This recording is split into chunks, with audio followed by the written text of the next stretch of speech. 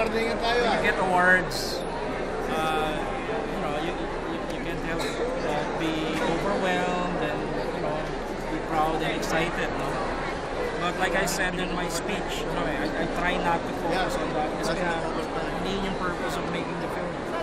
And sabi ko nga dapat para sa mga filmmakers, lalo sa independent, ang biggest prize talaga is seeing the audience watching the films. Yun na yung prize. Parang nanalo ka na. These are just bonus. Patuloy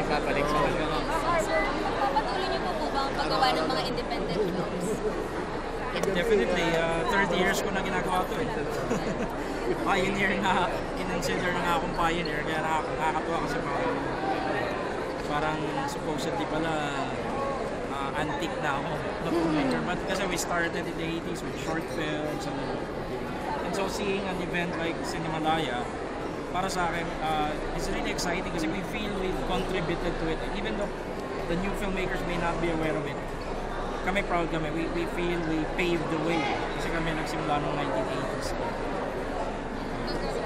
Thank you, sir. Thank you so much.